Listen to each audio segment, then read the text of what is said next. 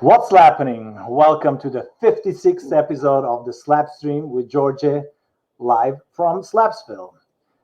I'm still impressed that I've been doing this for this long. 56 episodes of a slap-based live stream.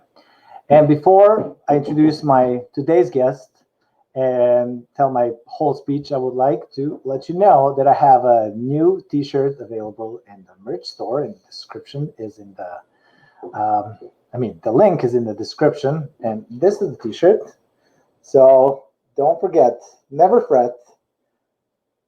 So this show will never be about the bass guitar. It will always be about a fretless bass, about contrabasso, contrabass, double bass, upright bass, whatever you want to call it, doghouse, bull fiddle. And I would really like to thank all of you that subscribe to YouTube. If you haven't clicked that subscribe button, click on it. Slap the like as well. And what else? Thanks to all the Patreons. Thanks to everybody that signed up to the Patreon. Link is in the description as well. And if you'd like to support Slapstream, check out that PayPal and Venmo. But primarily the Patreon and these t-shirts. T-shirts, link in the description. And I said contrabasso, and I said slap. I should have said slap like now, I believe, is the saying in Italy. And you guessed it right.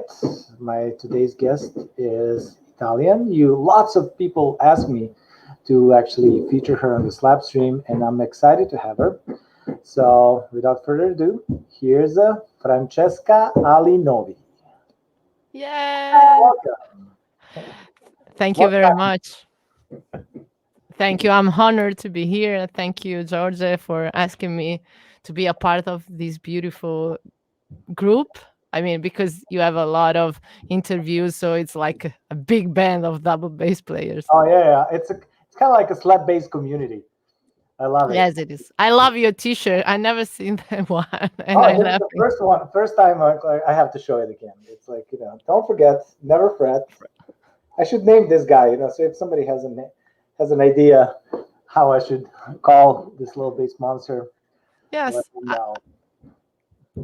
I was thinking about it because it's kind of a weird. It's kind of weird, but it's not, because it's smiling. So I think it's not too horrible. It's like a friend of mine did it, and I'm searching for these like cool original, upright bass designs that I can feature and create T-shirts and stuff that I would like to wear. So that's my starting point. You find a great one. Thank you. I'm glad you like it, and I'm glad you're here in Slapsville with me and with all these people that are watching. And I would really like to present your whole career. So let's start from the beginning. How did you get interested in music? How did you get interested in upright bass? How did you start slapping? I was put into the musical career by my mom when I was 8, and I started to play piano, to learn the piano, classical one, and I've played it since I was 15, and it was great because the conservatory in Italy is very a strong school for learning music. So I've learned writing and solfeggio and theory and reading the old key of each instrument. So when I was 14, I was more able to other person and people to play and read music. But I choose to stop to study into the musical school, to study like science and maths. So I was fighting with music and with bands when I left the conservatory of music, because other people at my age weren't able to play and read music, and I wasn't able to play music without a score. So for me, it was like a kind of a shock, and I quit the piano. And then uh, because I've I was living in a very small town up in the north of Italy. I have a group of friends that wanted to play and um, build up a band. So we found a guitar player, and one of my closest friend wanted to be the drummer. So the left one was the bass. So I started to play the bass, and it was kind of a magical thing. And I've quit the classical CDs and vinyls, and I've heard the punk rock music and the rock and roll and the uh, hard rock. So we started to play like a Green Day and Red Hot Chili Peppers and that kind of music. And I've played bass since I was 25, almost like crossover punk rock, and then I changed to samba and salsa, and I've then learned by modern school of music in Bologna and in Milan.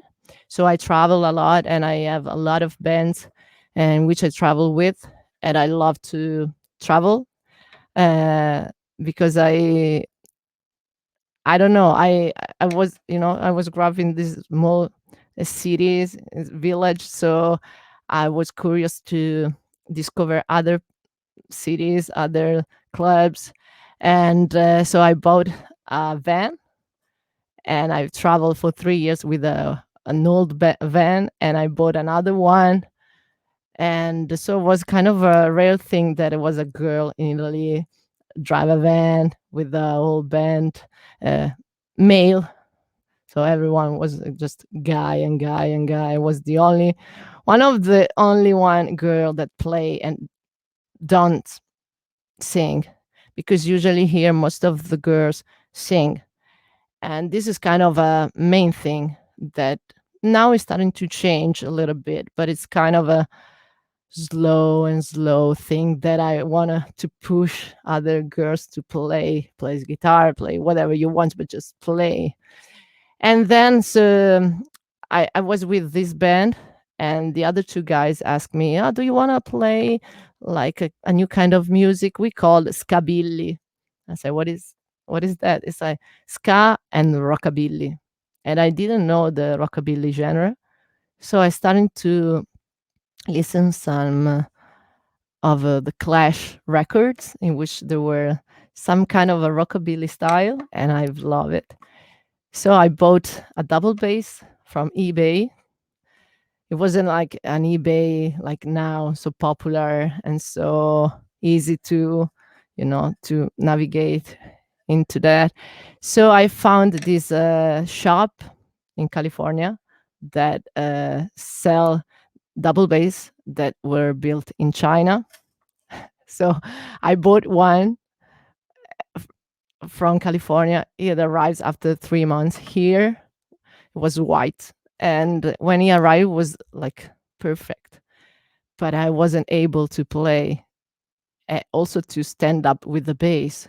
So I remember that this double bass arrived, and in that time that I opened up and tried to play, my grand dad called me, and I wasn't able to l- left the bass in some point. So I found a corner between two seats, and I grabbed and I grabbed the phone, and the double bass fell up and smashed into two pieces like that. So I cried during this phone call, and my granddad was like uh, a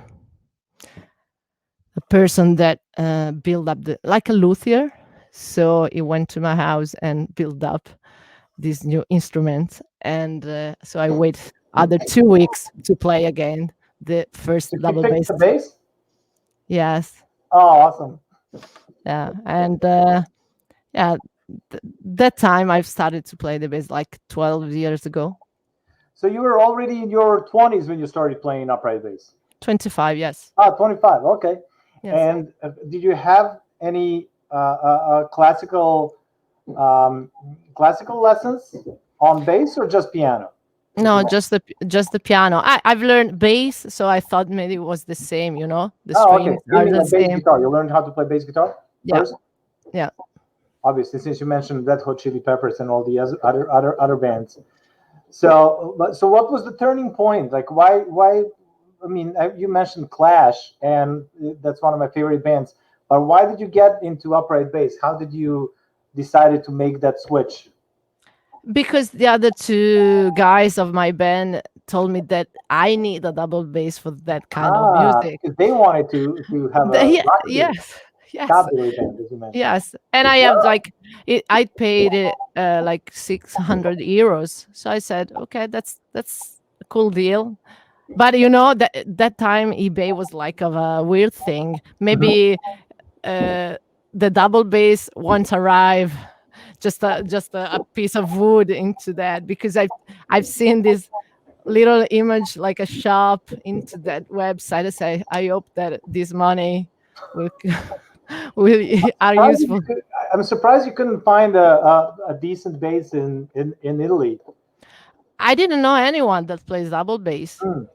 Really, it's kind of a weird thing. There are just two words, like the classical and the jazz, and I Okay. didn't know anyone that, and I didn't want to talk with other classical musicians anymore in that period, you know. So on upright bass, you're kind of self-taught. You never had any lessons. I've tried to have lessons, and because I've asked to a lot of people on MySpace website. Do you remember? Do you remember? Yeah, of course. And there was just one guy that answered me. It was his name is Fabio, and he's from Sicily. And so I asked him if I could have some lesson, and he said yes. So I said to him, okay, I will take a flight and go to Sicily. I said yes. I don't know him. I don't know anything. We are best friends now, and we have a lot of connection during these 12 years that we discover later, you know. And so Did you play upright bass? he played upright bass. Oh, So cool. I went there, and I studied 3 days with him. He gave me a lot of CDs on USB disc, and so I've studied and I tried to learn how much as I can during these 3 days. Also because during the night he played, so I've seen him playing and I've seen him during the day.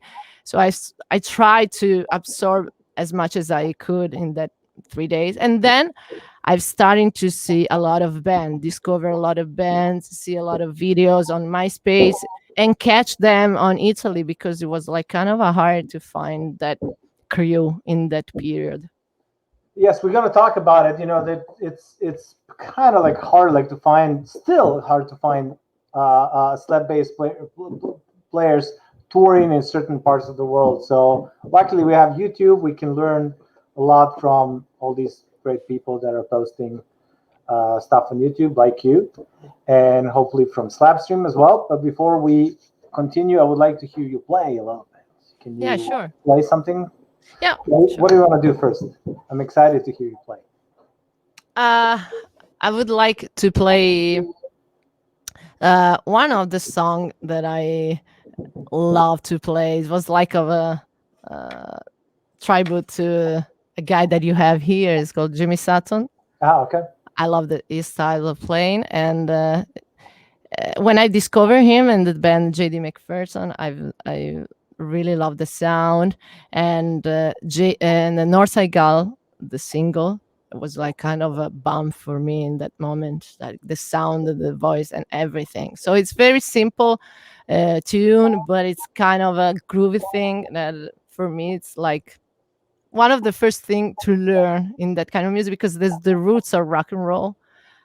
I mean, there's more in the 50s, but maybe we talk later. Sure. All right. Let's do this. I don't know about you, but I'm excited to hear Francesca play. So she's getting the bass. And before she's ready, make sure to hit that subscribe button and slap that like and get the t-shirt as well. All right. So here's Francesca. So the song is in C.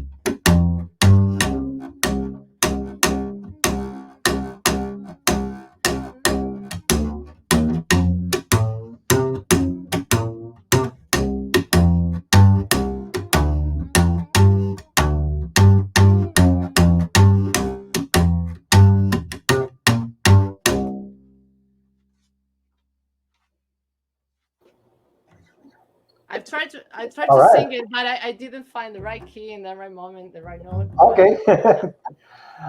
Cool. Thank you for playing. So is the Northside Gale in C? I forgot. Like I played that song a couple of tunes. A Yeah, I couple love times. it because it's like kind of a really simple song because it plays like the arpeggio, like one, Yes. so the roots three, the third and the fifth. But you have to do it like with a groove, really listening to the snare of the drummer. Like you have to breathe before playing the other notes, like.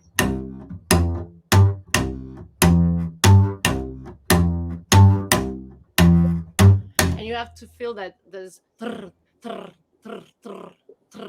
in that space between the two notes, right? Also, you don't have to like play with the left hand without like doing like that, just with the legato. So don't move the hands to have the continuous of the sound melted together.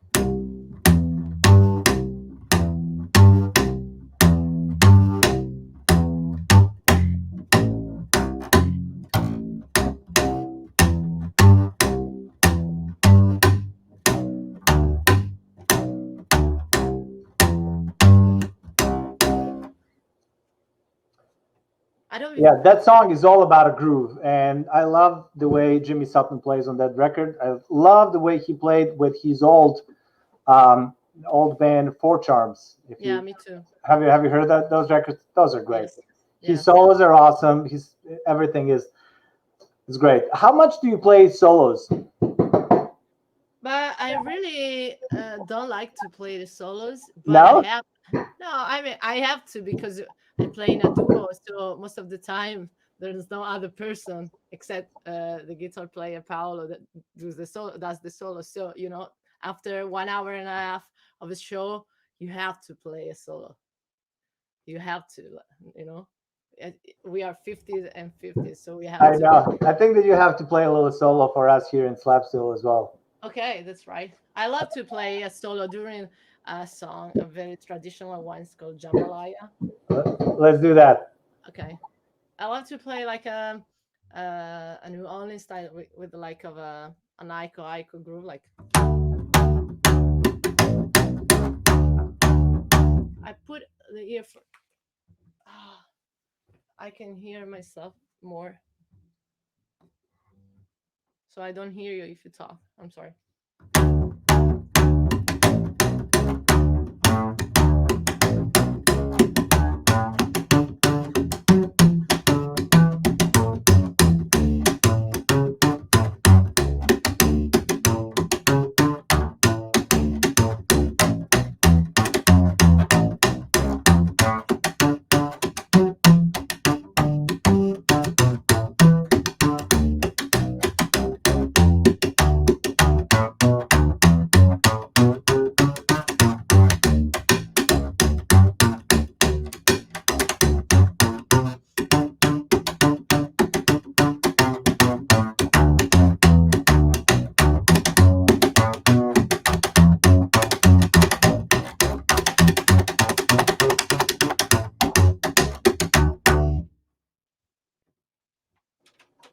I love it. It's great.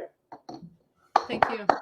You know, I want to have the slap stream full of lots of slaps. Now's the time. To go crazy. You don't have to. Yeah, but I kind of like to arrive at the end of the solo to do the triple slap and all the things around, because I love to change the groove, starting with the groove and then change and then working with just the roots and the fifth of the octave, and then put other colors into there, and then the rhythm change, and then the notes change, and then arrive like the drummer solo. Just listen all the things like notes and then the groove, and then you have this groove into you here, and then I change when you I think the audience can understand the rhythm, the groove, and then in that moment I try to change something to impress you. Well, you're impressing me, so I will definitely ask you to play a couple more times. But before that, like you can sit down so that you don't stand with the bass like through the whole show. Okay. You can still hear me, right? Sure. Oh, you have the headphones. Okay. Sure. So you said that you started on electric bass. So now it just came something on my mind, like when I was doing this whole introduction. How often people mention Davy 504 when you play? I'm sorry. How many times people mention Davy 504 when you play? David who? Are you not familiar with that guy? Okay. I thought that everybody in the bass world is familiar with him. No, I'm sorry. Really extremely famous Italian YouTuber doing bass stuff. I don't follow a lot of people that just doing the famous things on YouTube. I'm not that kind of person. I've just heard Scott bass lesson. That's it. That's the thing that I know on YouTube. I'm not a YouTube fan so much. Well, you should be subscribed to my channel, right? Yes, I've done it. I've done it. Anyway, so that's just something that the guy talks all the time about slap, and it's about electric bass. And a few people, when I was posting my videos of my playing, that people were mentioning his name, I was like, who's this guy? And then I checked him out. It turned out like to be, I don't know, the most famous Italian YouTuber that plays bass. So I was like, oh, maybe you're Italian. Maybe I was assuming people, ask you about him all the time. No, and also, I'm not able to play the slap on bass. I always trying to learn, and you know what happened? I found when I was young, like 19, I found this DVD made by Steve Bailey that I didn't know him, and just found on a musical shop. So I went there and I bought it, and I couldn't learn anything because it's usually like that. First lesson, very simple. The thumb, the second, simple. The third one's like impossible. The first is not. And then it happened that I've met Steve Bailey 3 years ago. Yes, and I've my mind linked that moment and say, no way, you. So I'm not able to play this lap on bass. I've tried, but it's kind of a different thing. It's kind of a different movement and setup with a double bass. So I love to play slap on double bass because it's more easy. It's kind of I don't know, kind of so simple, but not now. Like since I've started, I felt that it's way easier than on the bass. So I prefer to play the bass just pizzicato. Yeah, there's something about upright bass slap that it makes it much cooler than the slap on electric bass. I'm very picky about slap on electric. I like some of it, and then most of it I don't. If it's done very well, it's great, but it could be really tasteless, and I'm like, not into it. I don't play electric bass that much, but I appreciate people that do it on a higher level for sure. Me too. In the 90s, I have a lot of friends at school and during the musical career, in which I've played around with, that were into the slap and the tapping. All the Really? guys. But so maybe it was I was never into tapping, but yeah. for maybe I'm always like try to be different to other people. It's kind of my thing. So in that moment that other of my friends tried to play the slap and the tapping, I wanted to learn like how to play roots and pop music and rock and stay on the groove, and or just try to play for dancers. That's was the change also that I've really made with the samba, the salsa, and the rock and roll on this double bass. And playing for dancers is something special because you have to groove, you have to have a good rhythm, and you have to. If people dance, then you're doing your job right. If they don't dance, you're not doing it. So it's kind of obvious Yes, when you look yes, at it. yes, That's great. but before like the salsa band in which I played, uh, I wasn't into that dancers word, like, because I've played uh, metal and crossover, so my movements were just like that, and so the people around me was just like that, so I didn't know how to play for people that want to dance like the salsa. So it was like kind of a wow, I can do it just three notes and people dance on my bass line. So it's kind of weird for me, and I realized after.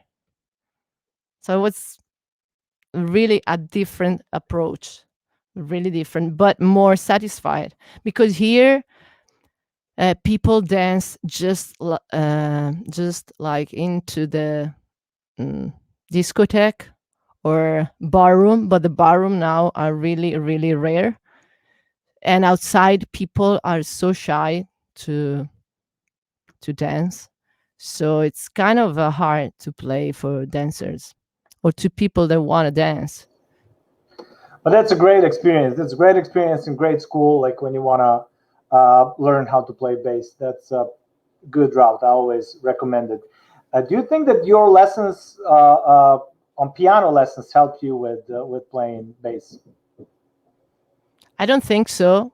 You don't? I always thought that that I would, if I had an option to choose how to start, if I wanted to start again, and I would choose kind of like to start on piano and build that idea and understanding harmonies and chords and how you connect these notes, how you can create a counterpoint, and then you're thinking constantly about a melody and the bass and the harmony, and then you're also kind of creating that separation in between your hands so that you can actually maybe even use that on drums, so that you can kind of like think about two different paths. But it did not help too much with playing bass. I think you're right. I'm agree with you, but when I was so young, nobody explained it to me in this kind of a way. In this kind of way, you go to the conservatory and you just read and play, do the execution, you do the part, and that's it. No, I've learned music harmonically and rhythmically in the last 12 years with the jazz academy. Oh, so it was mostly jazz, like as far as reading that helped you. Yes, I mean I'm so able to read everything, but to learn what I play now is okay. But when I was 8, 10, I play back. I didn't know anything. I just played. Of I course, I mean, I think it's hard to think that 8-year-old kid can really understand what's going on in a I don't Bach think piece so. or something. I don't think so. I think there are just different way of teaching. Sure. Oh yeah, definitely. For me, it was really helpful, like understanding going to classical school and going to jazz school and play with rock and roll and world music bands and kind of like build one idea about music so that I don't Yeah. have to think about, all right, is this tritone substitution or it's a Phrygian chord or like this or that? So then you're like, okay, so this is the same thing. I can connect it. So and then understand it. I'm totally agree. I'm totally agree. You're right. Okay. Where did we stop? So what was the name of your first band? Rock and roll band. No, your first band ever. I really don't remember. You don't the remember? name. No, no, no, When you had no, your first band. no. I no. Ooh, no. Don't remember? No, no. I remember the longest one with the bass. It's called Lena's bedroom. But Lena's bedroom? yeah, Oh, cool. by Why Lena? Who was Lena, because there is a female name, but the letters were the initial of each one. I came after the bass player, the original one. So L was like Luca, A was like Elia, C was like no, N, sorry, was like Nicola, Antonio. So Lena, just a name of girl, and bedroom was written like Baedrim, like in Latin. But Oh, you can read bed like a bad dream, like not a good dream, or a bed like like bed. oh yeah. So Well, I love name Lena. My daughter's name is Lena, so wow, it's I definitely have a special connection with that name. yeah, I love it. So how long that band lasted, and what kind of music did you play? We play original tunes like very crossover music. We will love to we love Soundgarden, Oh, and so it was a rock band. yeah, we almost always call it crossover because it was more pushing and more than rock, and Nickelback and Alter Bridge and Korn and Okay. that kind of music, new metal and crossover and rock together. And so when you switched to what was your first band with upright bass? That's what I'm mostly interested in. Sorry. It was called Francis and Francis. We're a Okay. trio because Francis Francesca and the singer and guitar player was Francesco, and we were in a trio. The other guy was the drummer. So we were like we love like psychobilly and rock and roll, but we really didn't know anything about rockabilly. We just started to play our songs and try to to build up some groove, and we recorded 2 albums. We traveled for 3 years in Italy and in Finland and in Germany. Yeah, I booked a gig in Berlin at the White Hart Club, but by my space in that moment. But I didn't understand English very well, so I knew that we had a gig, so we went to Berlin just to play. At the girl at the door said, "No, you are not here to play." I said, "No, I read your message on MySpace." I said, "No, you don't. You mixed. Sorry, you've done a mistake." So I really made a mistake because I didn't know anything about English. I thought we have a gig, but we didn't have a gig. But in that time, the girl was so nice, so we opened up to another Finland band. So we have a great night in that club that I don't know if it exists now. Yeah. Well, that's a cool story, but it's one of those like kind of nightmare tour stories. You show up, and it's like, oh no, there's no gig. There's no gig, and the other 2 person, like the drummer and the guitar player, say, Francesca. Wow. So, and you went to Berlin just for that gig, all the way from Italy. And there wasn't a gig. Wow. All right. But it wasn't the only mistake that I've made. I made a lot of mistake during that period because I didn't I didn't learn. I didn't know English very well, and also I was so crazy and excited to have a gig there and there and there and there. But I'm sorry, I didn't play for living. I was I always done other jobs. So sometimes I was so tired, and I play during the night, and in the morning I go to the job. So sometimes I really made a lot of mistakes, like book 2 gigs in a row in one day. Yes, but I was so young. Now it's 10 years that almost 10 years that I live with music, and I'm more professional than before. But I have to learn, like everything. Do you still book your own gigs? Nope, it's like 7 years that we don't book You have our you gigs. have an agent? Since this March. Okay, cool. But in the last few years, many people just ask. Thanks to Facebook and Okay, YouTube and Instagram, people loves the music, so they ask for us. That is a great things of doing our job. absolutely. So after what do you say, Francis and Francesca? Was that the name of the band? Francis and Francis. Francis and Francis. Okay. So then you got that Mad Gang band. No. No, There's more, like, more. because Okay. no, because I was able to play the double bass, so a lot of people asked me to play with them. Uh-huh. So I started to touring with 5 bands All right. during the north of Italy. Yes. So I have this van. Usually I drive to the city and then we go to another city, because I have to build up the band in a place outside the highway and then go to the place. So sometimes I travel during the night. Yeah, but it was fun because I've learned a lot of songs, a lot. And then I've started to play with a psychobilly band in that period. It was called Horrible Porno Stuntman, and it was great. I've changed the bass. I've bought another one, a black one, and I painted with plants, horrible plants, green plants on that. And so I've tried to load the triple slap, and I changed strings a lot because the sound wasn't good for the psychobilly as good as the rock and roll and rockabilly.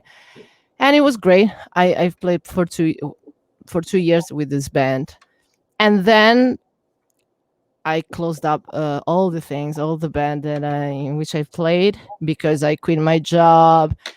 My life changed, and I didn't want to play music anymore. It was kind of a weird year for me. And then I discovered, this is one thing that I want to tell you. I discovered Buddhism, and it changed my life completely. I closed all my jobs, all the bands. I start a new life, like starting to learn double bass. So I put myself into jazz academy, and I wanted to play with people that I love, and I wanted to play correctly, and I wanted to make my life, my job life, my life job with music.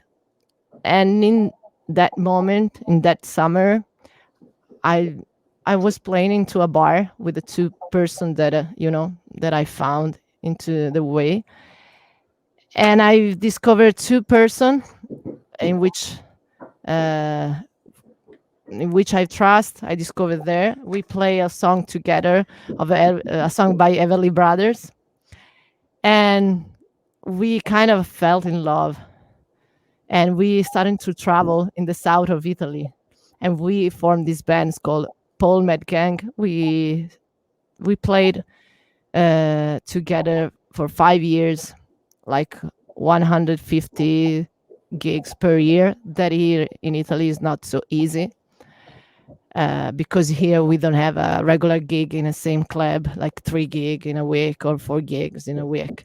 So we travel a lot in the south. We love the south of Italy, but then we try to travel all around Italy and France and Hungary and Switzerland and Germany. and I've played on a lot of good stage, and we recorded 2 albums, original one and cover one, and then I I decided to quit and to start a new band with the guitar player and the singer of the Palmet Gang band. That is, his name is Paolo Roberto Pianezza, and we formed the Lovesick Duo, and we wanted to go deep into the Americana music, like from the 30s, 40s, uh, trad jazz, rock and roll, country, western swing, and all that kind of music that we love. So we started from the street. We started to play on the street in Bologna, and yeah, and then everything started to change really completely to go better and better. And now that's the main project that I have. I think that's the Lovesick Duo is probably the band that people associate your name with the most, right? I think so. And there's a reason for that. So you guys sound great. Thank you. So do you still play with other people, or you're mostly focused on that? I'm most focused on this band, but I've started a jazz project last year because there was the pandemic thing. So I was at home like everyone, and I always wanted to do a jazz one. And so I've started to write some songs with other 2 people, other guitar player and a drummer. And the new project is called Il Sogno di Orfeo, The Dream of Orfeo. And yeah, but it's kind of a very different thing, just like a B project. But I love it anyway because it's kind of more of a it's another part of me. You know what I mean? Absolutely. You mentioned that like I'm going back to that official education period that you had, and I don't think that we talked a lot about your jazz studies that you did. You did your conservatory jazz training in Parma. No, I've done it 3 years here in Bologna, and the last Bologna. 2 the last 2 in Rovigo. It's another city close to Bologna. Oh, okay. And those were, I assume, like kind of like more of a jazz, more of a contemporary jazz approach. I mean, bebop and mainstream jazz. Like, no, but your love for jazz, if I understand correctly, is more like for old styles, right? Yes, right. And right for the school. Yes, people here just played bebop and modern jazz. Like So yes, you're right.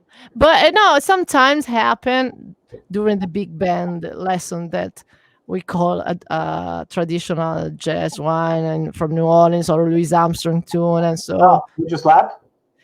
I slept. Oh yeah, what did they say? What did your teacher? What was the name of your teacher? The last one is Stefano Senni. Okay. No, he loves rockabilly and slap. He made a group. It's called Rockabilly Lovers, and they play rock and roll tune, but jazz in a jazz way, like modern. They all mix a new thing into, I don't know, Stray Cats tune. You know, it's kind of a. Is he a slapper? Yeah, a little bit. Okay.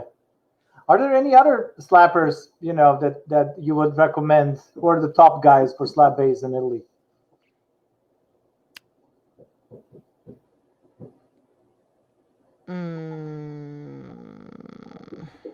Upright slap bass, of course.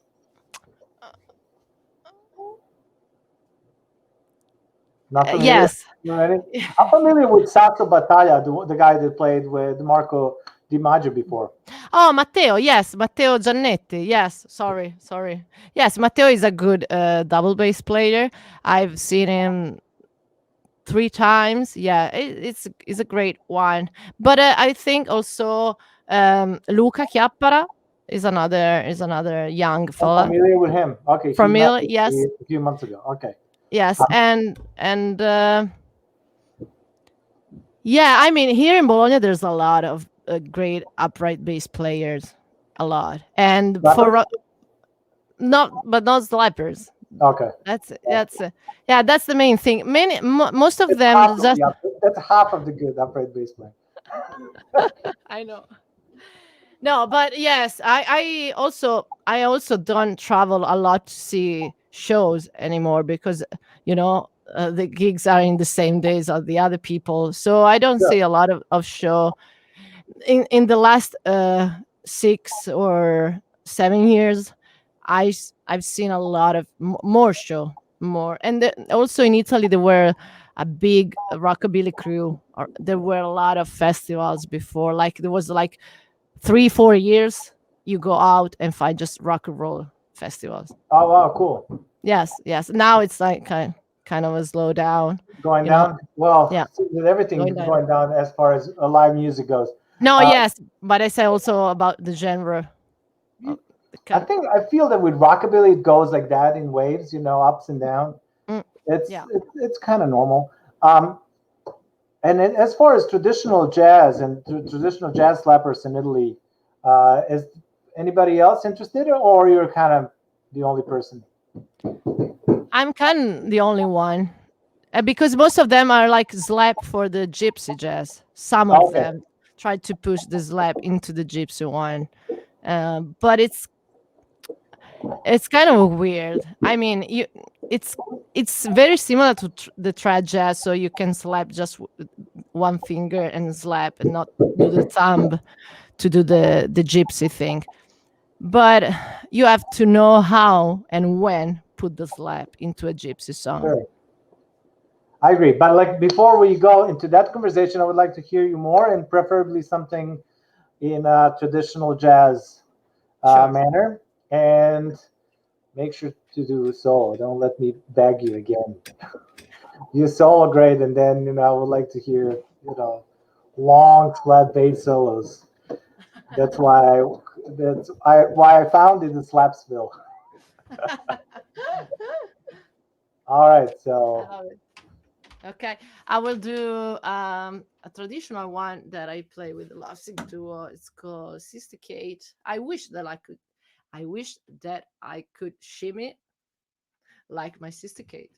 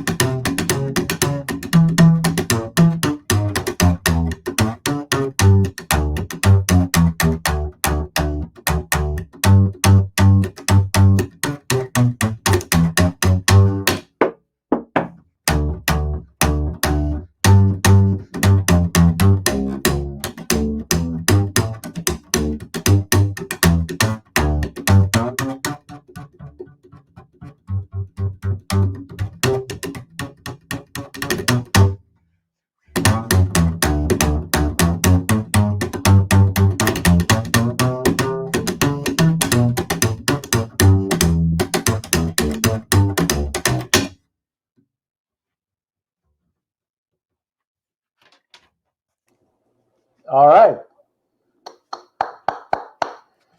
I love it. You should. I Oh, can what's that thing on your bass in the back? I haven't seen that. there's it's a long Oh, story. It's a long story too.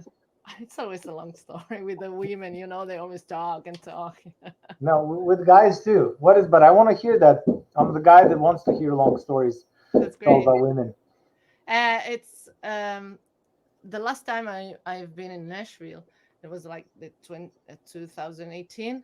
I've Hmm. discovered Adam the kid, the tattooer, and I discovered a tattoo that he made very similar to this one, because I found that uh, he paint the Nashville Boogie T-shirts and posters, and so this girl, it's kind of a similar of that girl in that posters and that tattoo, but this one is made by Alice, a friend of mine. She's a painter, designer, and she put red hair like me, and my hat, the green one, and the country girl, typical with um, the rose here, and the shirt with the, I don't know the name of the thing, uh, but and the cameo. This is like a cameo, that you put on your neck, but I put in the back because I like to see myself sometimes, not in front of the people, like an ego thing. So in on the front, I put the same design that is very small here. I put here and here, and it's like of a dress. I've changed it, and I can change it because this is very a small and thin cover and stickers, so I can change every time I want, and it doesn't ruin the wood and the sound. And there's a guy here in Bologna that makes all these things. It's called Marco Guidi, and he does for professional musicians. But this is the first experiment that he made on acoustic instrument. Usually he put on piano and keyboard and electric guitar, bass on the, or on the skin of a kick of a drums. But it kind of seems nice because it's really thin, and it's not And I think too it looks great. It big. looks awesome, and it Thank you. gives a little bit of a, like kind of like a personal custom touch. So Yeah, it's this is excellent. what this is why I put myself here. It's like me, and I like to put sometimes on a stage in this on this side, so people can see it before the show, and then have a You do surprise. like sometimes to be, in front. Like you don't have to be always in the back, right? That's great. But only when you choose. I like that. I like that. Thank you. So I would like to talk a little about before you put down your bass. I would like to talk about that brush pad. All right. For how long do you have it in your bass? I'm not sure if like our viewers are familiar much with that. I would like to ask you to demonstrate that as well. Actually, can you demonstrate that first, and then we can talk about it? Sure. All right. All right. Can you hear it? Yes, I can hear it perfectly. Mm. So for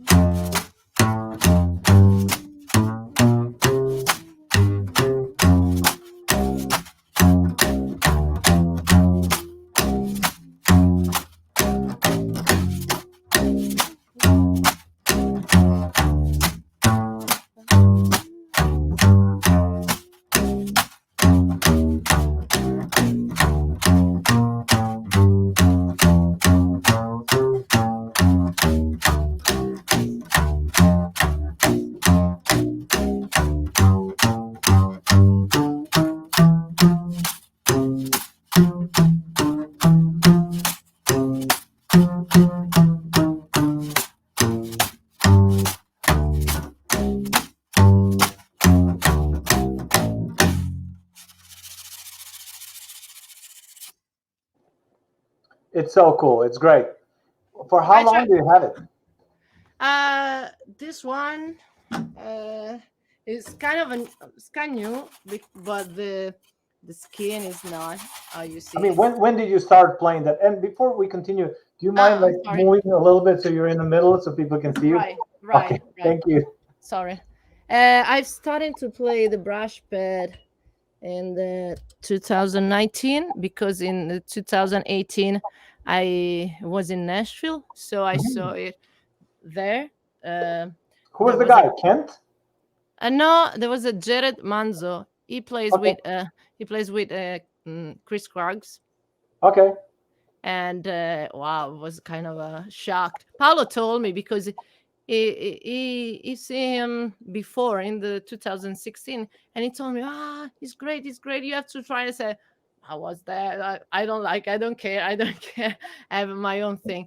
And then when I saw it during the show, it was kind of great because they play in a trio. There was no drums, so it's kind of wow.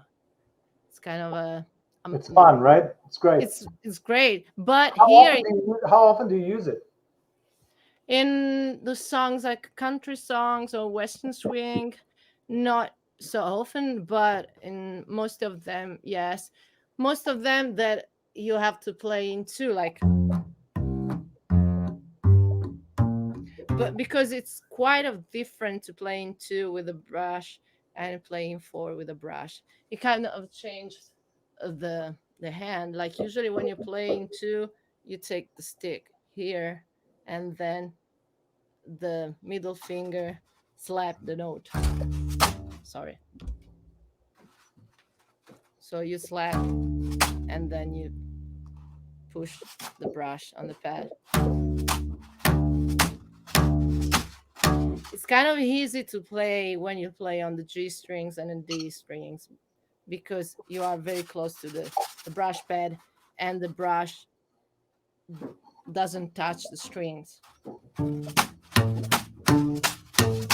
Or open string. But then it's kind of hard when you try to play here on the E because you have to pull the brush like that doesn't touch the string.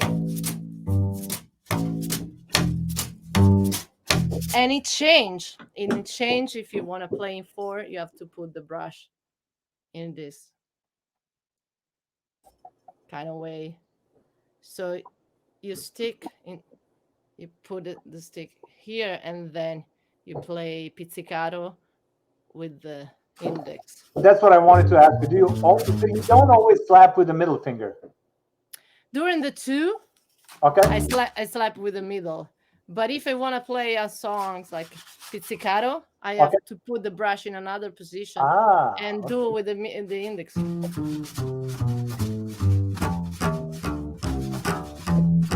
Got it. All right. So what would be? Go ahead. Yes. No, it's more hard because this finger is kind of like pushing and pushing, and maybe you feel like I don't know how to say. You kind of feel a tension here, because it's like stick into this position, like very strong, very strong. But it's the only way to play in four, to have because if you want to play like that in four, it's not so legato, it's like always staccato. And it doesn't groove so much because your brush is always attached on the pad. I'm sorry. Oh, I love it. It's great. It's great. I never tried that. And then for a while, I was thinking like, oh, should I get that on the bass or not? But I never did it. But I definitely would like to try. And I'm not sure if it would fit like most of the bands that I play with, but maybe sometimes it will be cool. One thing that I actually wanted to show you that I use, I'm not sure if you're familiar with that. We call this zvečka in Serbia. So I slap with this, like, but you always have this sound. Have you ever seen anything like this? No, never. I play with this, every once in a while. I demonstrated. Should probably do a video demonstrating this. I like it. It's called. Yeah, you have to. And usually Romani musicians in Serbia and the Balkans play with this style, and it slaps. It slaps, and it's just a little bit different of a sound. Wow. And is It's it cool. old? Is it old? Well, I bought it from the guy that had it for a while, but I don't have a clue how old it is. You know. I mean, is it used in popular music Oh in no, Serbia? no, not in popular Ah, music at all. You ah. can see it in some smoky, divey kafanas. No. It's not. You can't see it, and you can Ah. hardly. I mean, I'm not sure if there's probably like videos on YouTube that you can see like people doing this, but I haven't seen many. So um, yeah, It's I don't beautiful know. because you have a drums in your hand, It's you know? cool because it's tonka tonka tonka tonka tonka tonka tonka. I don't have a bass with me here, so I can't demonstrate, but I played it a couple times on the slap stream. So if you see all 55 episodes, you're gonna catch it. I seen it. Dedicate, I seen it. I seen it. I seen it. yeah, Like, yeah. If you dedicate hundreds of hours of your life to, so no, but they are so I mean, they're so interesting. And also when you see that double bass player that maybe you never seen in your life because you live in a small country like Italy, it's kind of beautiful. I mean, the first and the only one DVD that I have on slap on upright bass is the Lee Rocker DVD, and it's kind of it was like weird. Also, it was without a good mic, and the camera was very far from the hand. I mean, So it was also done in '95, I think. yes, So it's yes, been, like what, 25 years since that video. So yeah, it's interesting. So, but it's hard, like like nowadays. I mean, nobody buys like instructional DVDs, and it's hard. So I don't know. But I saw that you have a little instructional video that it's available on your website, right? about the brush pad or the slap. To be honest, I did not research too much, but you can tell me now what is it, and then we can point out people to go to your website. The link is in the description of this video, so people go to Francesca's website and buy those videos. So Thank what you. do you have?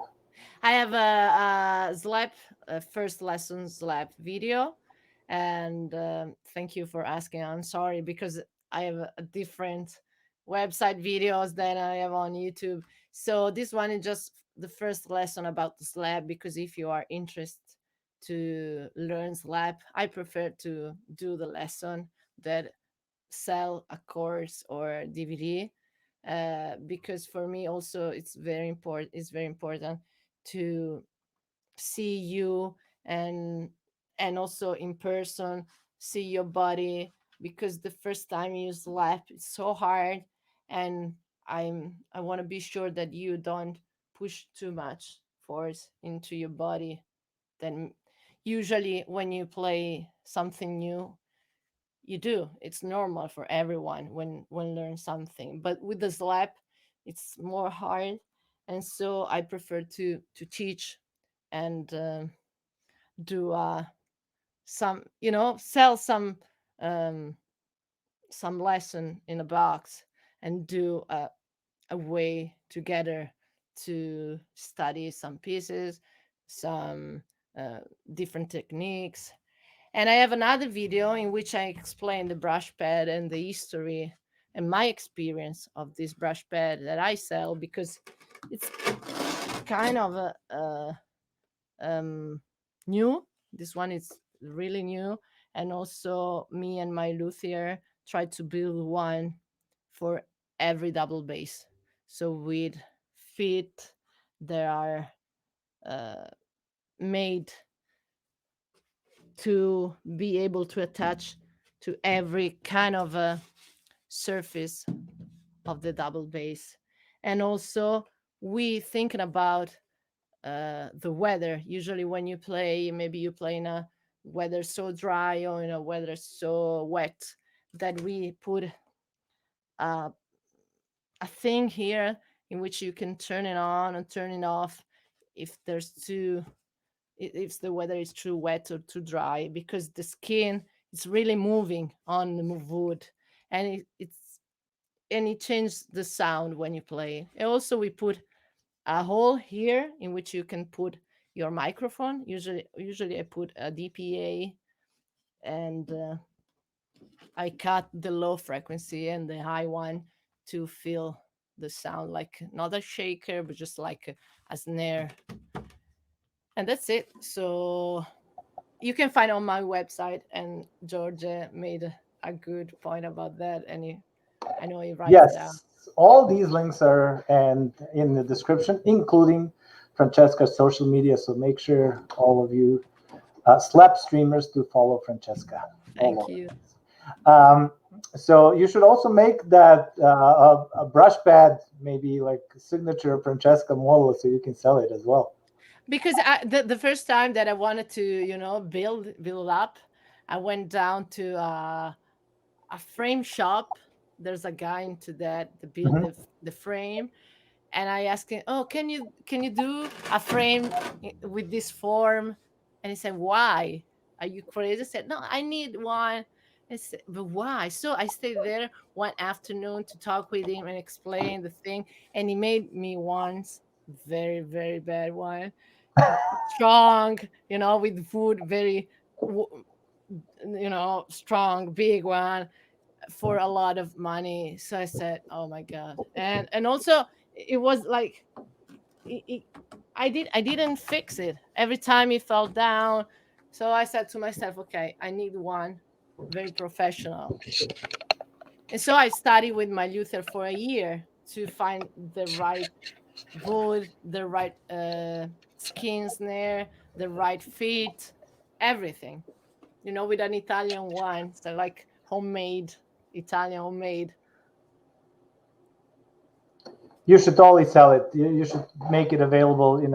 Francesca Alinovi signature. I sold it some. I've sold it 6 in a year. Oh, did you? Oh, cool. Also, Is that yeah, available on your website as well? yeah, in the shop, Oh, great. on the I didn't menu. know. Yeah, So there's a drummer in Boston too. I met him. He said, I always studied double bass at college, but I wanted to learn, uh, because I'm a drummer, I wanted to learn the drums on the double bass. It was like, how can you do it? I'm a drummer. I can't groove like you groove on. I said, take your time. that's great. I like it. Maybe I should buy it and then finally practice that. I like that idea. Cool. So you can sit down. So you don't. I don't want you to get tired No, too fast. no I have problem. lots of questions. No problem.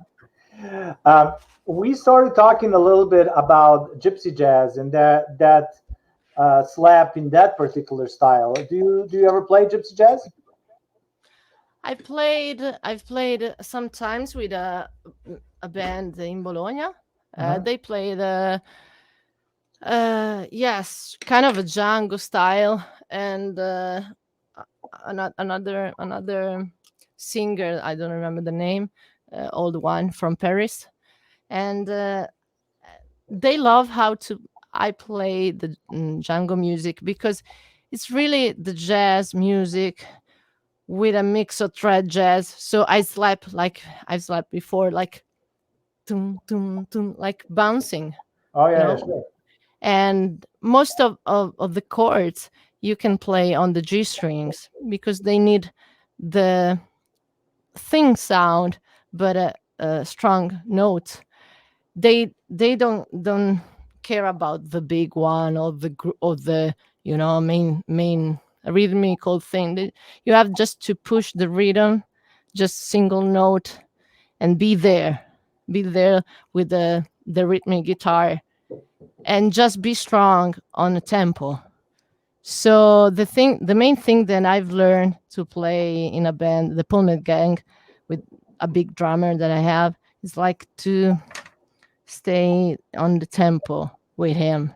It's not the right tempo or the tempo on the metronome. It's just the right tempo with the music and the other people, and be strong with that. So this is why I love Gypsy Jazz, because he always forced to me to stay on tempo with the strong note and the fundamental, the roots of the chords.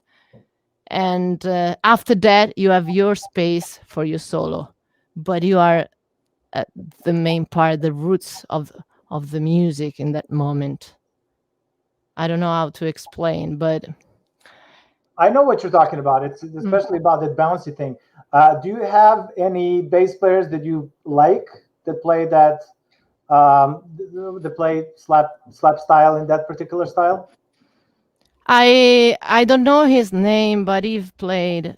I don't know if he's alive again. He played with Stucco Rosenberg trio. Oh, okay, yeah, yeah. The double bass player. Slap guy. What? He played slap. Sometimes he plays during the solo, Okay. but just like trad jazz, like tung, tung, tung, tung, tung. But the guy that I love that we both like sing that excellent, like slap bass sound, like ding, ding, ding, ding, ding, ding, ding, ding. So it's awesome. How about the guys that played the slap bass with Django and then those? Are you familiar with any of those? nope. Like check out Louis Vola. That's actually the guy that discovered Django, and I believe he was. I'm sure that he was his first bass player. He played slap a lot, which is perfect example when modern gypsy jazz guys tell you not to slap in that style. It's like, hey, the original guy played slap all the time, Louis Vola, and then later on Tony Rovira was also playing slap. I think those are the only two guys that I have on top of my head that played slap in that style. Since we're talking about gypsy music, Romani music, I found out that there's lots of Romani people, mostly from Romania, playing on the streets of Italy, and they play some amazing slap bass. Have you ever encountered any of those? I met one here in Bologna, but he didn't play here. He came from Florence that day to sell me a pickup, the Underwood, because he didn't like it. And he showed me his video during the busking session on the street in Florence, and it was kind of a wow. It was kind of I have a shock because I know what he was doing in that moment. Also, he has 3 strings on his bass, and he made the great solo with the 3 strings, and it was like wow. And also strings, very like nylon strings, the bad nylon thing strings. All those Romanian guys like play Romanian guys play, most of them play like 3-string basses, and the logic behind that is that basses are much louder when you play like that. Have you ever tried any of their basses? Nope. It's pretty cool. It's GDA, no E, and you can see why those solos and those records with slap bass back in the day sound the way they do, and it's really cool. I love it. Thank It's you. one of my favorite things, actually, favorite styles to play. And then you're in Italy, Italy, a little bit of Spain, a little bit of France. You can find those guys. So I would highly recommend that you go all over Italy and find those guys playing on the streets. When I was touring in Italy, I made sure that every time I go, it's almost every town has somebody who's like the best in that style and plays on the street every day. So I met quite a few guys in Italy and then filmed them, and then one of these days I'll probably publish those videos as well. Yeah, you have, because they are amazing. I mean, it's really cool. Yes. Yeah. Also that in that moment, I didn't know him. I was just find him on a Mercatino Musicale website about selling instruments and stuff. So when he talked with me during the phone, I said, "Oh, it's kind of weird person, but okay, I will buy that pickup because also it was cheaper than usually that it is." So when these guys present to me and he showed me his video, I say, "Okay, now I understand." And I know it's great. I mean, it's a different culture, and it's a different way to play on the street, because I've played on the street in New Orleans and here, and it's really different. Also in festivals and not in festivals. So it's really, really different how to play for people Sure. Uh, It's different. I love playing on the street, but I might say only in New Orleans. You know, New Orleans is I whenever I go there, I play on the street, and it's amazing. And those kind of situations, it's amazing. But you know, I would not. I was never a busker, but yeah, that was really cool. Um, what I wanted to mention, like you said, that you were in New Orleans. How was that experience? How much time have you spent there? Have you met any of the bass players there? Have you played lots of New Orleans music? uh, it was a great experience, one of the best of my life. I think it's like Disney World for musicians, and I recommend to everyone to go and stay there uh, as much as you can. If you are a musician, as much as you can, really, because there's a great scene of different music, and there's music from the morning till the night in the dawn. And I remember the first night that I slept in New Orleans. I couldn't sleep very well, like I always do. I'm very lucky. I always sleep around if I need it. I have no problem to sleep. So that night, my in my mind, my ear were full of music. Like I have a lot of big band in my ear. Like usually when you go out to a discotheque and you find that noise, like that sounds stick in your ear, and you couldn't sleep. You can't sleep after some minutes. And that night was like I have a big band into my ears. Was like, wow, I never felt this thing in my life. And then okay, I busk in with Paolo there and another friend of mine, a guitar player. I met a lot of people. I recorded an album because some people from New Orleans, a bassist and a sound engineer. So our they seen our videos of Lovesick Duo, and so they wrote me on Facebook. They've seen that I was in New Orleans with Paolo, so they asked me to go to the studio, and we didn't have a car, so we asked to Chloe Ferranzo, she's a clarinet player, to bring us to the studio. That it was after the lake, so very far in a beta area. And then we went there. We recorded an album, half Italian, half English, with her on the clarinet and tenor sax.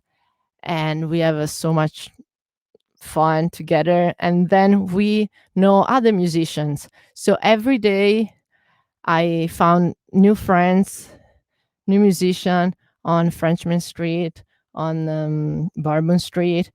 And I also sit in with Michelle Lake and another band at the Spotting Cat. And I don't know, it's so much.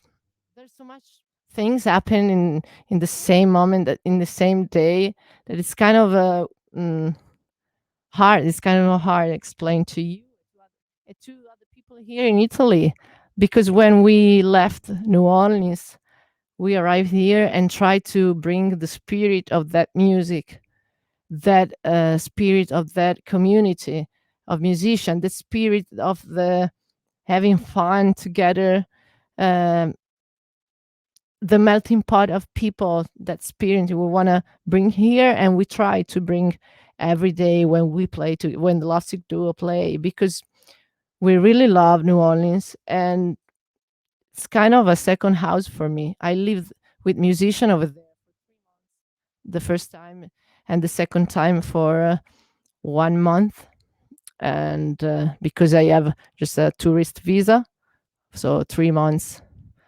per time. So yeah, for me it's like my second house. That's so cool. I love New Orleans, and I always have amazing experience there. When I was there for a second or a third time, it was during a jazz fest time. Oh yes, the same time for me. That's the best time in New Orleans. The weather is cool. You know, it's not too crazy. There's no hurricanes, and it's not still super. Humidity is not too crazy. So and actually there's a video on YouTube that I posted like from those days when I play on the street, New Orleans style, and I don't know, one of my favorite gigs, but it's a street thing. But what I wanted to mention is there's something special playing New Orleans music in New Orleans. And during that time, I lived in Jelly Roll Morton's house. Wow. I thought it was like, wow, this is really cool. And I met a bunch of bass players. Some of them I plan to feature on the Slapstream as well. And Yeah. like some great people. Have you met any bass players back there? Yeah, the first one that I met is called Robert Snow. Oh, I don't okay. know. Yeah, Robert. He plays at the Spotted Cat, I believe, right? Yes. Also now he plays with a little Walter Junior. Oh, cool. Yeah, and yeah, he's a great one. He's a great person. He plays electric and double bass. And the first night that I arrived in New Orleans, I met him. I went up to the backstage. When we hang out over there, and then I discovered his father that I play with every Sunday morning and Saturday morning at the Gazebo Cafe in the center of New Orleans with other three old guys. We play traditional jazz tunes that I really didn't know. I didn't have on a real iPad. I bring it with myself the iPad to maybe learn some chords, but it was quite impossible. They also they just know how to play it. They don't also call you the title, and I don't have it. So it was kind of hard at the first moment, but when you feel the relaxed feeling that is in New Orleans and with everyone, people and musicians, so you really felt love to everyone. So I went to his house, to Robert's father's house on the Mississippi River.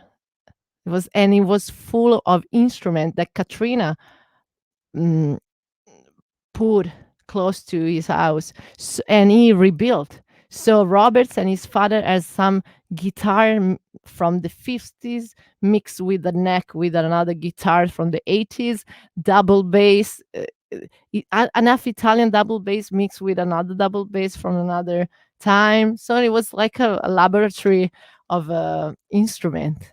And also there was another bass player. His name is Tyler T. Werk. Maybe you know him. I Sure. played his bass. The last time it was like Halloween, and he put a baseball bat under the double bass, like the standing. You know? Wow. Okay. See, it's kind of weird because he's so high, he's so tall, and I am not. But if you put a baseball bat under the body of a double bass, it's quite of impossible that the bat goes inside, and you can measure. So it's like is measure, and you play. So I was playing like the double bass, like this is the right. It was like, Wow. but it's so great to play trad jazz. I love him how he's playing Oh with yeah, the he's with the excellent. gut strings. I like him. I like Jason Jerzak. Yes. He's in town as well. So well, a couple other guys that are pretty cool over there. New Orleans is kind of like a mecca for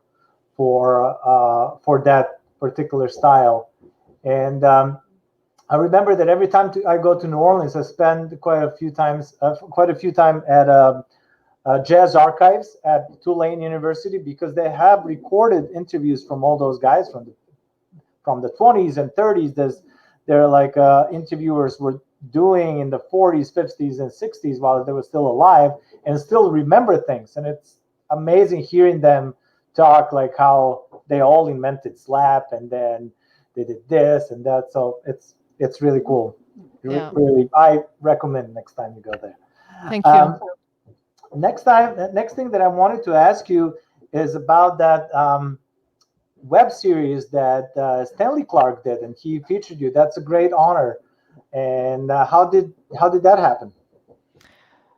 It's always a mix of things that happen in life. I the first one of the first video about slap that I've seen on YouTube was Stanley Clark solo live on live on Newport on other festival. I don't remember where, and it was kind of a bump for me because I still now, I can't say to you how it does the thing.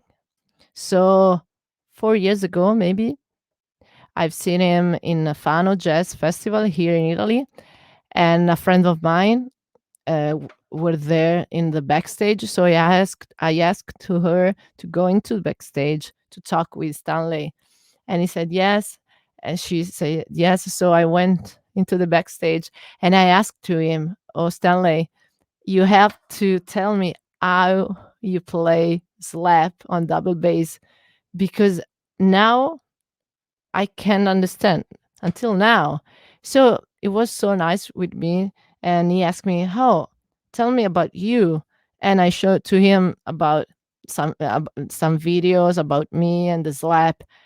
And he add me on Facebook and Instagram. And he's starting to follow me. And he said to me, "You can ask me what you want. Just write me. Because if you need to learn something, I can tell you everything." And I was like so honored, about that because it's kind of a maestro for me.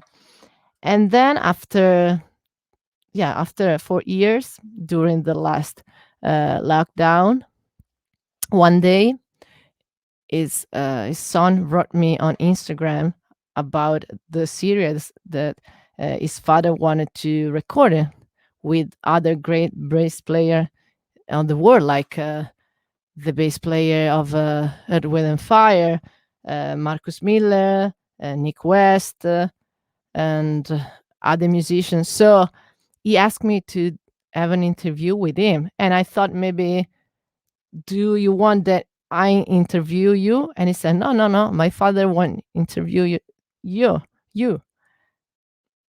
And I said, "Really?" It was wow. It was like a shock for me.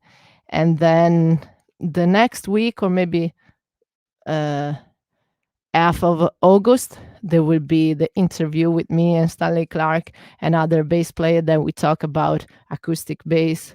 And it was like, I received his call during a night, and I thought maybe it was like just that fake calls for selling something.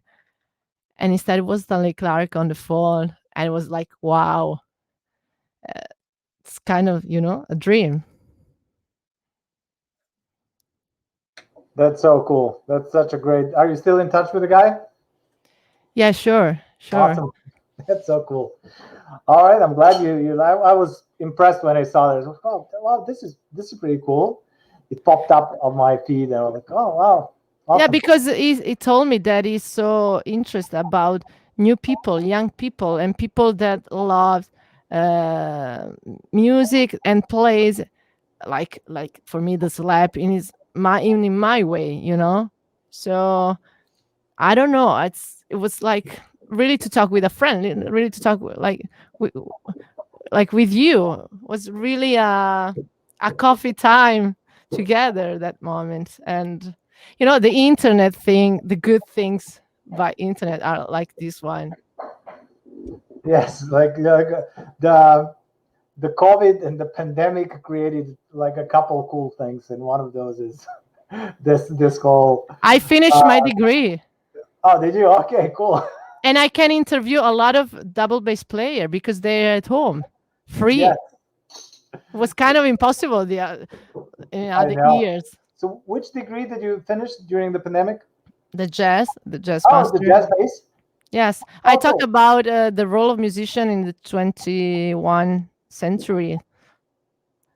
Yes, it was kind of beautiful because I talk about the trio, the duo, the role of the bass player in the duo, trio, and the Oh, single one. for your final exam. Yes. Oh, okay, cool. And tell me about you. I noticed on your website you have a podcast as well, right? Yes, Tell me the about that. oh, thank you. It's like You told me I want to promote everything that you ever did. So at the end, I'm going to ask you, have I missed something? I'm pretty sure that I'm going to cover 95%. But then if there's something that you want to add at the end, go ahead. But now I want to hear about a podcast. because I do a lot of things. During the pandemic time, I I wrote a book of poetry, and then I started to do the podcast with a musician of Bologna, and not only in Bologna, but I started from here, and I talk with them about musician life because many people outside don't know how it is to live a life as musician.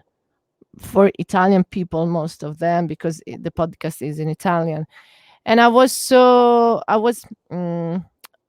Inspired by a girl that wrote me on Instagram that wrote me a message. I didn't know her, but she wrote me about my happiness when she see me playing, and and she started asking me how can you live with music and how you live, how is your philosophy of living and everything. So I thought it will be great to explain to everyone uh, my life and life of other musicians that I love. And so I started to do this podcast, and it's great because every time I take a theme and I explain with a person.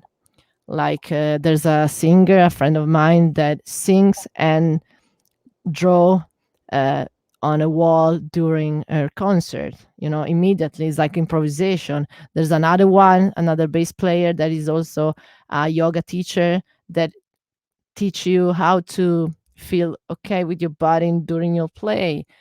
So there's a different life experience of musician that I know that I wanted to show you because maybe it's also inspiring for other musicians that during this time are depressed or they wanna quit the job as like a musician. So for me, it's like inspiring every day to be strong and put your value into society and to the music because we have to be strong to live a life every day. It's so hard. Like, I mean, especially with this year, that it's behind us, luckily, and hopefully, it's it's been challenging for lots of people, especially for artists. But I hope that people also realize how musicians and artists are essential for um, well-being of the whole planet. Really, I mean, it's life is kind of not worth it, without art, by my opinion. So it will be tasteless. We are the Right, flavor. right. Um, what's before I go like any further with I would like to be for this last section be focused on your gear and your preferences as far as strings goes and bass and all of that. What is the project that you're mostly working on these days, and what are the future projects that people can expect to see from you in the near future? I was working with Lovesick Duo on two Christmas songs, original. We just recorded and we will do a vinyl during the Christmas time. We were inspired by Elvis and the travel that we made at the RCA studio in Nashville. They told us that Elvis sometimes recording Christmas songs during the summer. And I think it's kind of right because when you have to recording and then printing and then go out, you have to take your time. That is long time to produce a single or an album. And then we recorded an album of cover of a country cover and western swing because we want to show to Italian people this kind of a genre, Italian American music, and we will do a CD with uh, a book painting with some country and western swing artists to tell the story of these musicians, and then we will record it an original album in English and one in Italian. So during the day that we not travel and play, we are stuck into the studio uh, to produce new music. We need it. That's great that you have lots of projects going on. And that album in Italian will that be a rock and roll album, or what are you planning? There will be rock and roll and blues, and Lots yeah, of it's a that. mix always. All right. All right. So before we go any further, can you play something Yes, out now? yes, Something? Should we do something rock and roll yes, oriented now? Since we're talking about that, I love that yes. I can ask you, hey, Francesca, can you play a little bit of traditional jazz? Yeah, sure. Can you play rock and roll? Yeah, sure. I'll do this. Can you play with the brush? Awesome. All right.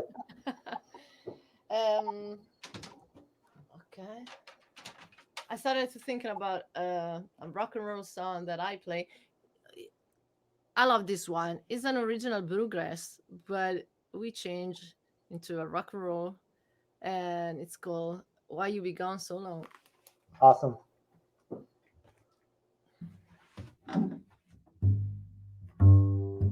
I'm sorry.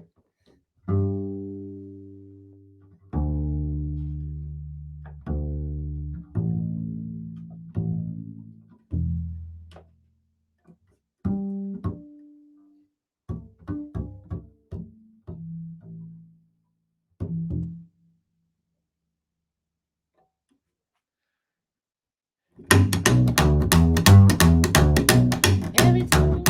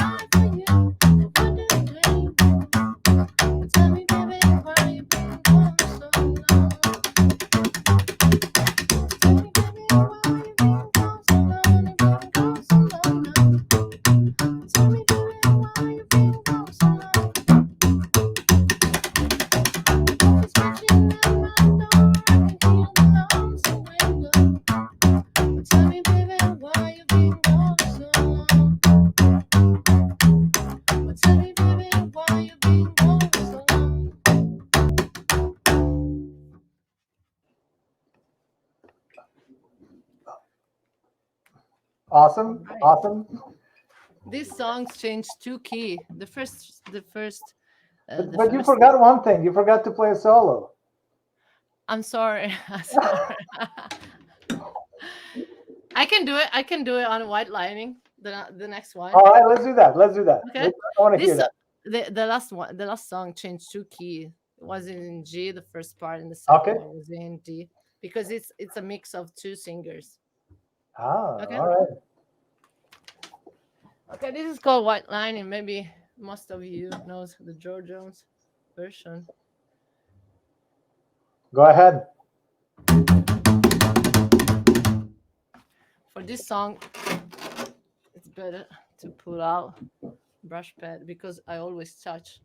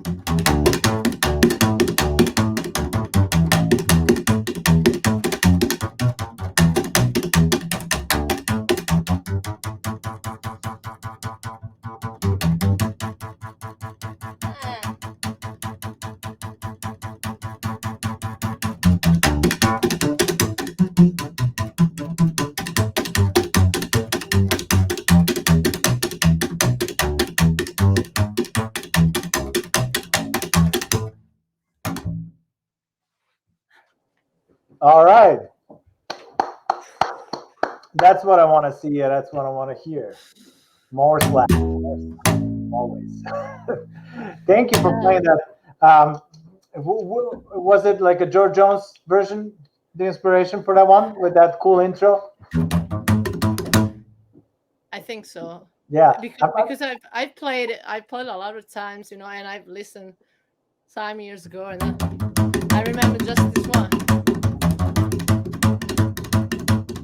And the Carolina were back in the hills, me and old Poppy were having still. They put a wine line and sent the salad down to my in a jug and they pass it around. Money, please, and you better go to squeeze.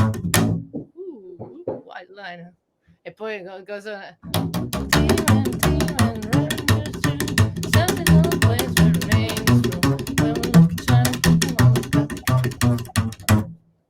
And I had during the song.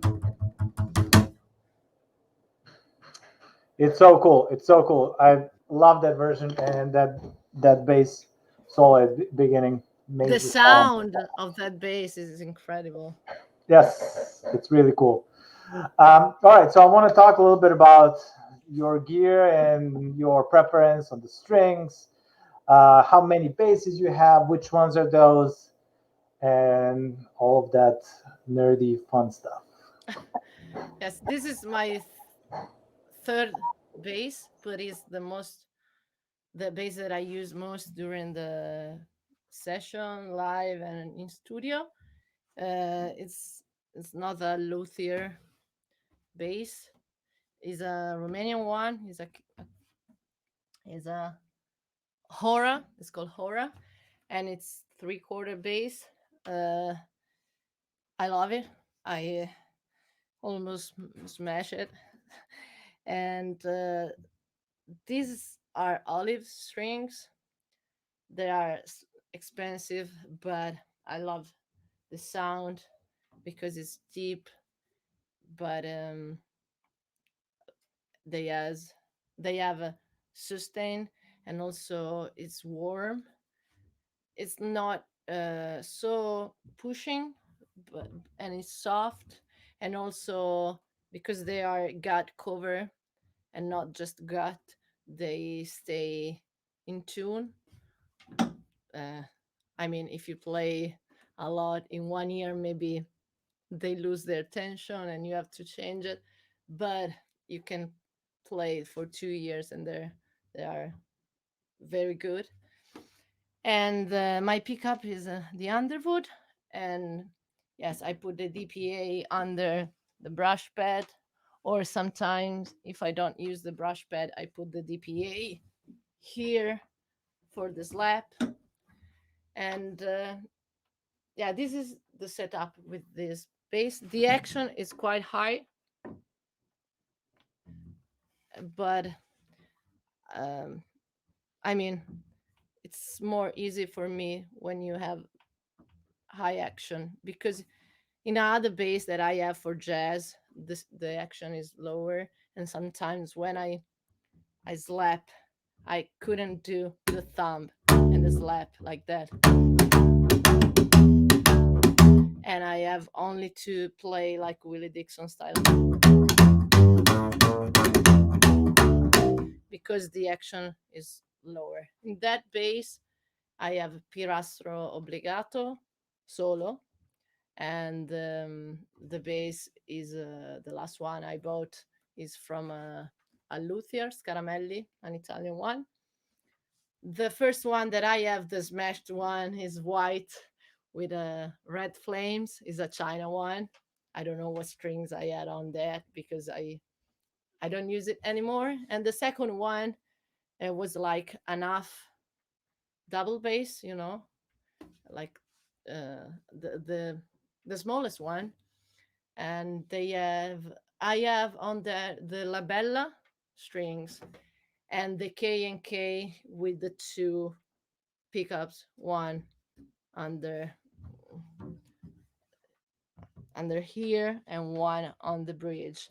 And I have a preamp in which you can put the volume more in, choose what pickups do you want to use it.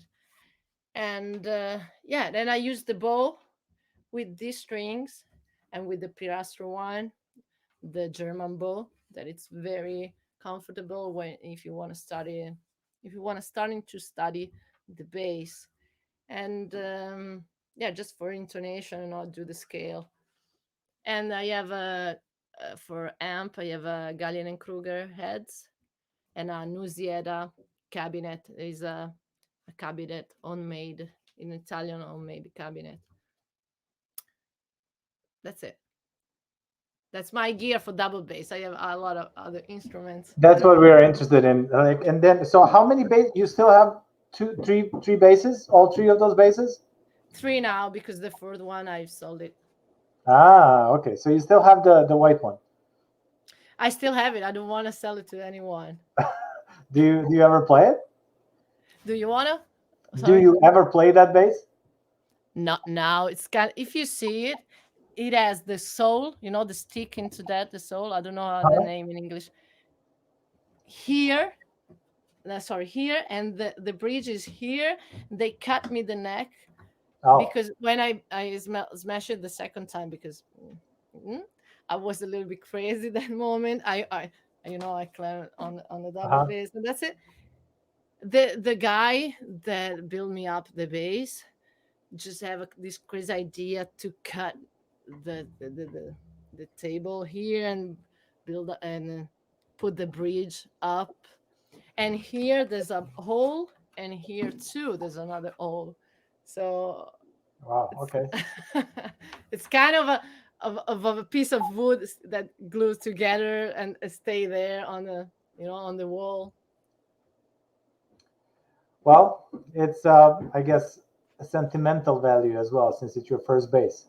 Also because it was painted by some of my ex-boyfriend. Ah, okay. So it's really sentimental. What I wanted to ask you, do you use anything else, any pedals or something, any effects when you play, or it's just bass and an amp? Usually it's just like that. I've tried because I was played with a band and we wanna play the double bass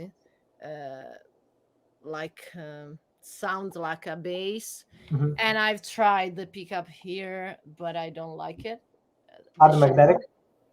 Yes, and I didn't like it. So I tried some pedals, but they didn't work it out so well for So me. it's not in your regular thing. When you tour, do you ever rely on the backline, or you travel with your own bass? I travel with my bass, except for European travel with flights.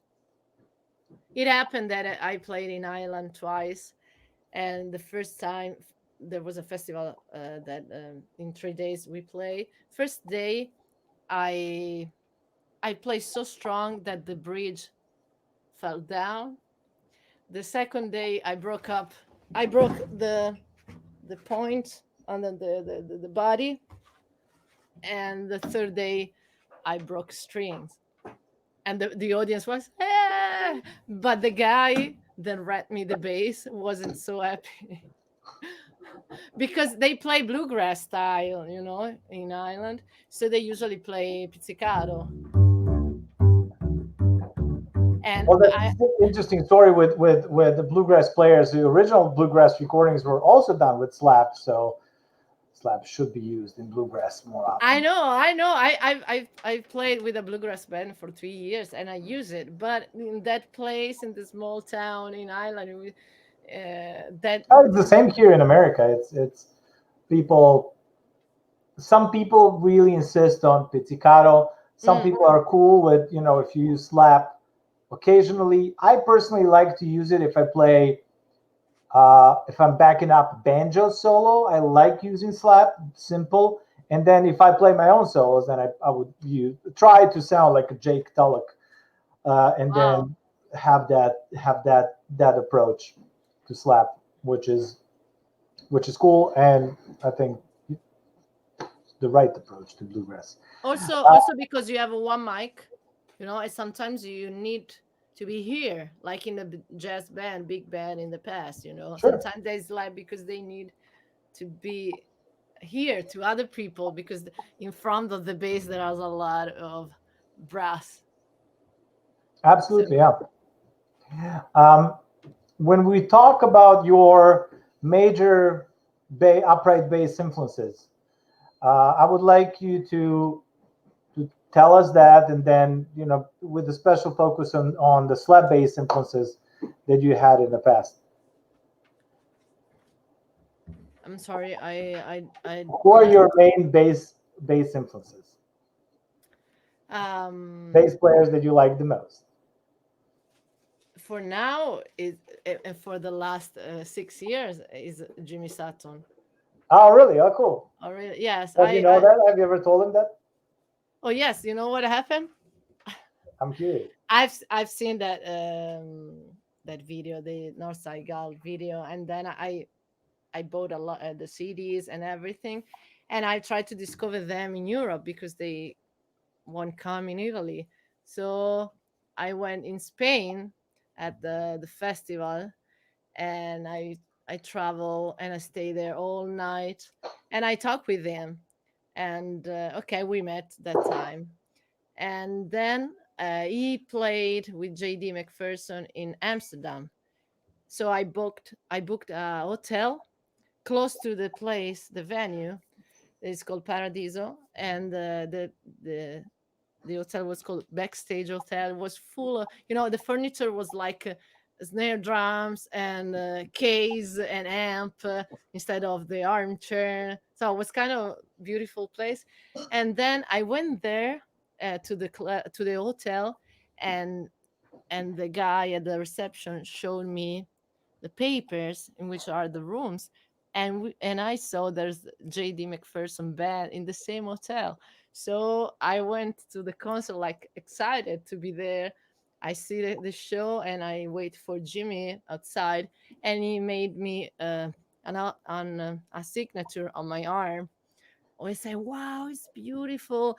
I wait for you at the hotel. I say, well, you crazy? I said, no, we sleep in the same hotel. So at the first floor of the hotel there was a bar, so we stayed there to talk about music until 5 in the morning.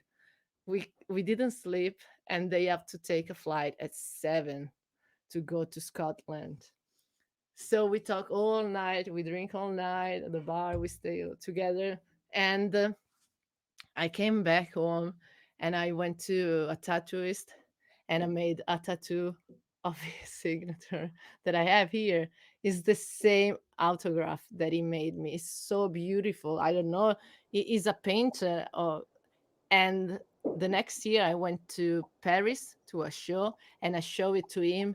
I said, "No, you're crazy, Jesus, you're crazy." And we made a photo together with the autograph on my arm, because when I play here, I always see it. That's a crazy story. Wow. But you see, look at. I mean, I tried to do. Sorry, I tried to do an autograph like his, but it's kind of. How can you do a signature like that after a show? It's really that. Can you see it? Yeah, I can see it. I He's mean, an artist, yeah. I saw it. So it was this one I made in California. It was a king double bass. Remember the Yeah. of double bass? Yes, I made in California. So this arm is to also. So it's dedicated to music. Okay, it's quite yes.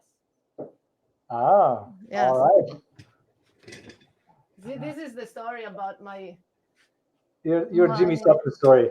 Yes, All right, Jimmy Sutton. I hope you're listening to this and you're watching this, and then because I think he has a good sound with the bass, a he great has an groove. excellent sound. I love his sound. Yeah, his approach very relaxed and very cool. Yes. I love Jimmy. Yes. Excellent player, and thanks for sharing that story with us. Um, Are there any other slap bass players nowadays that you appreciate besides Jimmy Sutton?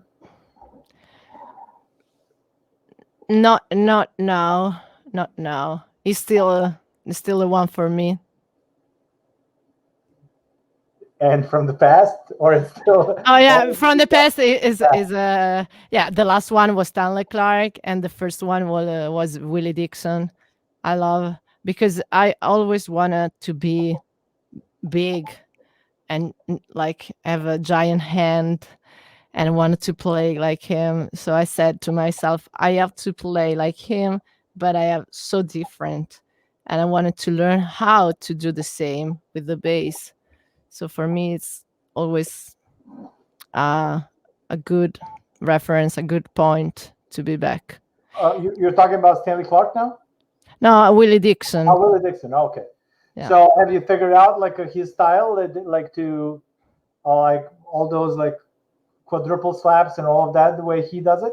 Yes. Oh, cool. Yes.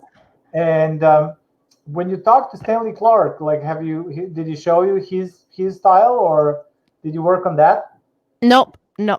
No. No. No. Because during the interview, we just talk about me.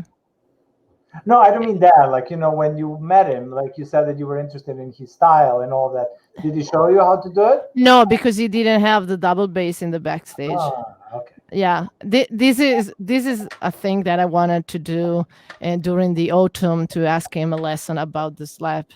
He has a very unique style. I dig it a lot. It's really cool, and Also, the yeah. A little bit like Adam Ben Ezra, but it's a different approach. yes, I like it. I like how it's very unique and it's cool. I like Adam too. I've seen him twice, and I bought a lesson by him on another website to learn how to do the percussion on yeah. It's a cool. That approach is very cool and very unique. I did a show with Adam Ben Ezra. I mean, we played the same festival, and it was a bass festival. And then first night, just two shows. First night it was my show, and the second night was his show, and I really enjoyed his performance. Really cool. Yeah, excellent player, a great guy. We did a workshop together. It was fun. It was really cool. We stayed in touch, and then I interviewed him for the Slapstream a couple months ago as well. I seen it. Oh yeah, it's really cool. I'm pretty much. I think that I would definitely want to ask you one more time to play something, including a slap bass solo. But before that, like, is there anything that you wanted to mention that I forgot, or something that I missed somehow in your career and your bass playing and all of that? No, I think you did a great interview. I mean, no, thank you. No, I think you said everything, and yes, it's better to play. All right, let's play. I have one more question after this, so don't leave. Don't disappear. But before that, like, play something that you haven't played, and with the craziest slap bass solo ever and the tastiest. No pressure.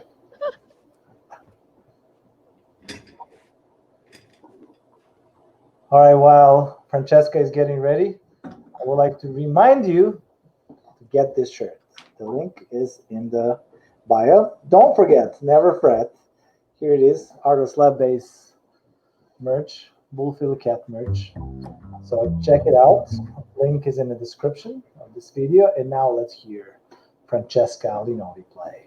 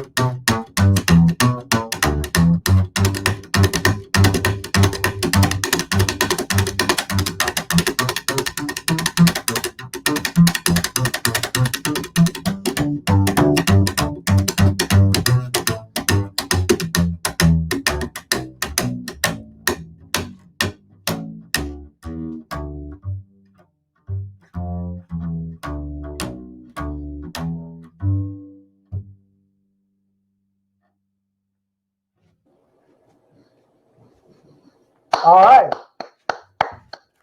I love your playing, Francesca. Thank And you. all right, so one more question for you, and the one that I always like finishing these Slapstream shows is, what would you say? What inspire you to still do what you do, play music after all these years, after all these hard times when the world is trying to tell us that we are not essential and all of that. It's a You had a long career, started playing like 15, 20 years ago, and then you're still doing it, and you don't plan to stop. You're stronger than ever. Where do you find inspiration?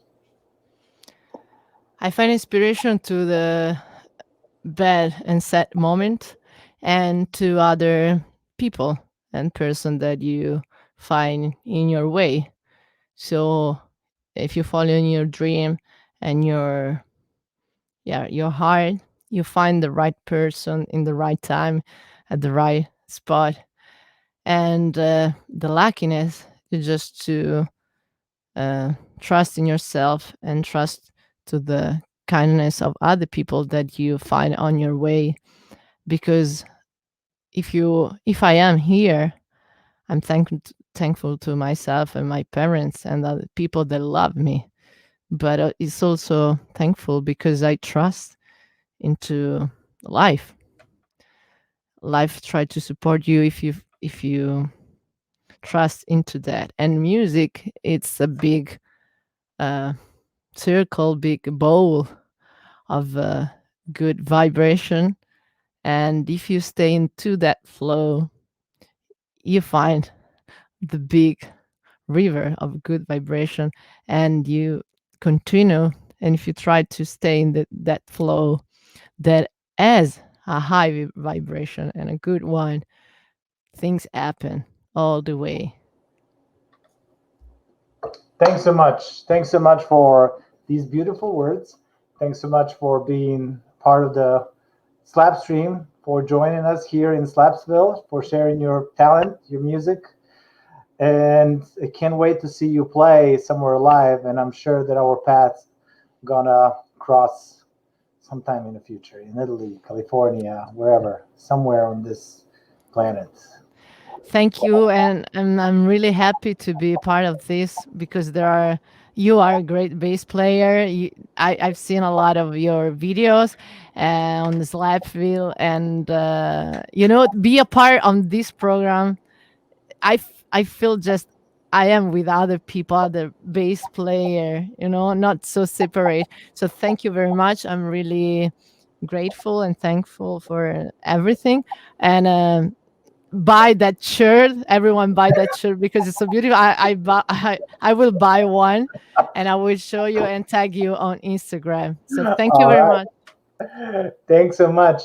Thank you, Francesca. And can't wait. Good luck with everything. And can't wait to see you play live. Yeah, for you too.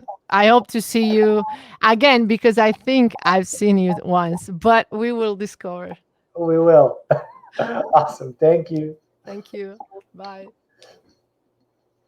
All right. That was the 56th episode of the Slapstream, live from Slapsville, Slapstream with Djordje, live from Slapsville.